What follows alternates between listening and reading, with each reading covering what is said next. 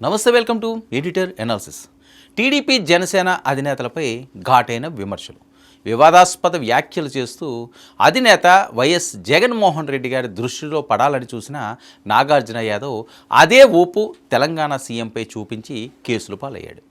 అయితే ఆయన్ను వైసీపీ నుంచి ఎవ్వరూ పట్టించుకోవడం లేదన్నది టాకు. సొంత పార్టీ నుంచి కనీస నైతిక మద్దతు కూడా లభించకపోవడం ఇప్పుడు చర్చనీయాంశంగా మారుతుంది.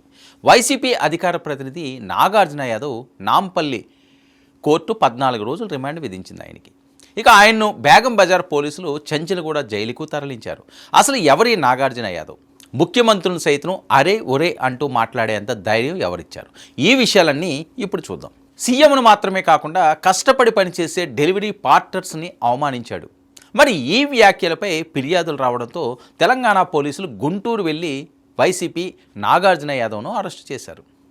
ఇప్పుడు కాగితం అనే సినిమా టైటిల్కి అర్థం ఏంటని ఎవరో అనామకుడు సోషల్ మీడియాలో వ్యంగ్యంగా మాట్లాడితే తెలంగాణ భాషను అవమానిస్తున్నారంటూ కొంతమంది మేధావులు, జర్నలిస్టులు, పొలిటీషియన్లు ఆ అంశాన్ని పెద్ద వివాదం చేశారు.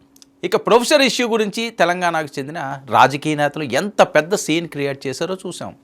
మరి ఏపీ ముఖ్యమంత్రి చంద్రబాబు, అలాగే ఉప ముఖ్యమంత్రి పవన్ కళ్యాణ్, మంత్రి లోకేష్పై బూతులు ప్రయోగించిన యూట్యూబర్ను అరెస్టు చేసినప్పుడు, అలాగే తెలంగాణ జర్నలిస్ట్ని ఆంధ్ర పోలీసులు ఎలా అరెస్టు చేస్తారు, తెలంగాణపై ఆంధ్ర పాలకుల పెత్తనం ఏంటని అంతెత్తున ఎగిరారు కొంతమంది. కానీ తెలంగాణ ముఖ్యమంత్రిని వైసీపీ నేత వాడు వీడు అని అనుచితంగా మాట్లాడిన తెలంగాణ వాదుల్లో ఒక్కరు కూడా ఎందుకు స్పందించడం లేదన్నది ఇప్పుడు పెద్ద ఎత్తున జరుగుతున్న చర్చ.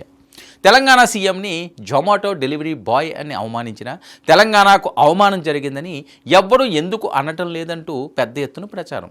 మరి వైసీపీ మాజీ ఎమ్మెల్యే బొల్లా బ్రహ్మనాయుడు 1000 కోట్ల భూమిని కబ్జా చేయాలని చూసిన తెలంగాణ వాదులు పిన్ డ్రాప్ సైలెన్స్ మెయింటెనెన్స్నే చేశారే తప్ప మా తెలంగాణ సంపద దోచుకుంటున్నారని నిలదీయలేదు. మరి ఈ కేసుల్లో రియాక్షన్లు చూస్తే కేవలం తెలుగుదేశం, జనసేన నాయకులు, కార్యకర్తలు మాట్లాడితేనే దీనిపై కొన్ని వ్యాఖ్యలు చేస్తున్నారు, కొన్ని విమర్శలు చేస్తున్నారు అని స్పష్టమవుతుంది. మరి వైసీపీ నాయకులు ఎంత అవమానకరంగా మాట్లాడినా తెలంగాణ వాదులు ఎందుకు స్పందించడం లేదని అంటున్నారు.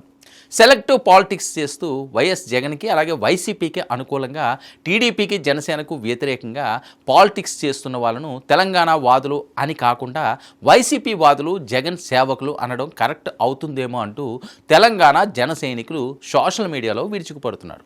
ఇక అసలు ఈ నాగార్జున యాదవ్ ఎవరు అంటే, వైఎస్ఆర్ కాంగ్రెస్ తరపున టీవీ డిబేట్లో అత్యంత దూకుడుగా వాదించే నేతల్లో యనమల నాగార్జున యాదవ్ ఒకరు.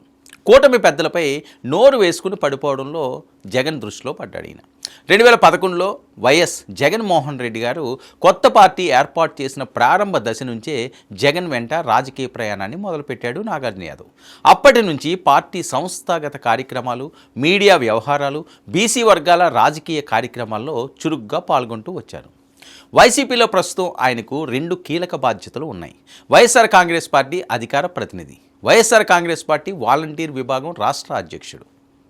ఇక వైఎస్ఆర్ కాంగ్రెస్ అధికారంలో ఉన్న సమయంలో నాగార్జున యాదవ్ను Andhra Pradesh education and welfare infrastructure development corporation చైర్మన్గా కూడా నియమించారు. వైసీపీ అధికారంలో ఉన్నప్పుడు ఏర్పడిన వాలంటీర్ వ్యవస్థ రాజకీయంగా పార్టీకి ముఖ్యమైన అంశం.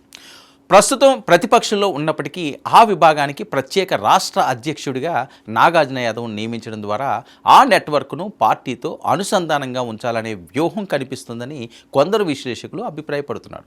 ఇక నాగార్జున యాదవ్ అరెస్టుపై వైసీపీ తీవ్ర అభ్యంతరం వ్యక్తం చేసింది. నోటీసులు ఇవ్వకుండా అరెస్టు చేశారని ఆరోపించింది. మరోవైపు తెలంగాణ కాంగ్రెస్ వర్గాలు మాత్రం ముఖ్యమంత్రి గురించి చేసిన వ్యాఖ్యల నేపథ్యంలో చట్టపరమైన చర్యలు తీసుకున్నామని చెబుతున్నాయి. ఇక నాగార్జున యాదవ్ను పోలీసులు తీసుకెళ్లబోయే ముందు కెమెరాను చూస్తూ నాగార్జున యాదవ్ మాట్లాడిన మాటలు ఇప్పుడు వైరల్ అవుతున్నాయి. చంద్రబాబు నాయుడు కొరకు, చంద్రబాబు నాయుడు వలన, చంద్రబాబు నాయుడు ద్వారా జరిగినటువంటి అరెస్ట్ ఇది అంటూ నాగార్జున యాదవ్ ఆరోపించాడు. అంటే ఆయన ఉద్దేశం రేవంత్ చంద్రబాబు నాయుడు గారు శిష్యుడని, చంద్రబాబే తనను అరెస్టు చేయమని చెప్పి చేయించినట్లు అర్థం వచ్చేలా మాట్లాడాడు నాగార్జున యాదవ్.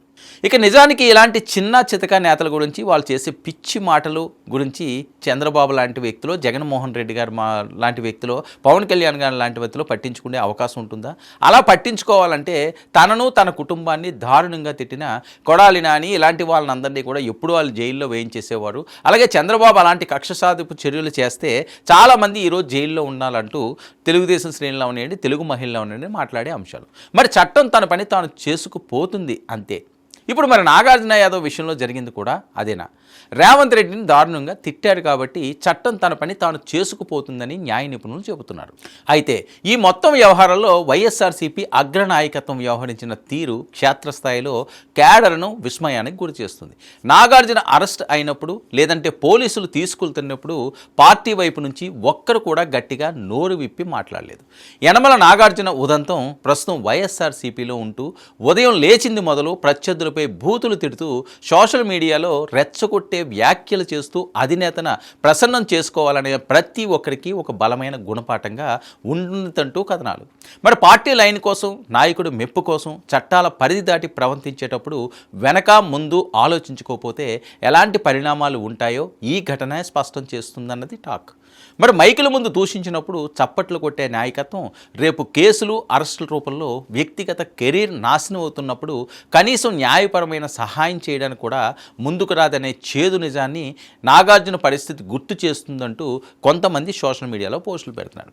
మరి వైఎస్ఆర్సీపీలో గతంలో సోషల్ మీడియా యాక్టివిస్టులు, కింది స్థాయి నేతలు అరెస్టు అయినప్పుడు కూడా పార్టీ కేవలం ట్విట్టర్ ప్రకటనలకే పరిమితమైంది తప్ప వారి కుటుంబాలకు ధీమా ఇవ్వడంలో విఫలమైంది అంటూ మరొక టాక్.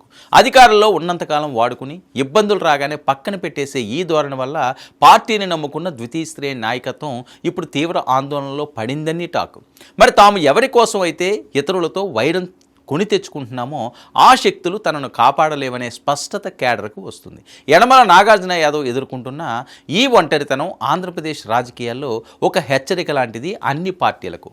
కేవలం బూతులు, వ్యక్తిగత దోషులనే నమ్ముకుని రాజకీయం చేస్తే కాలం కలిసి రానప్పుడు సొంత పార్టీలోనే దిక్కులేని వారిగా మిగిలిపోవాల్సి వస్తుంది.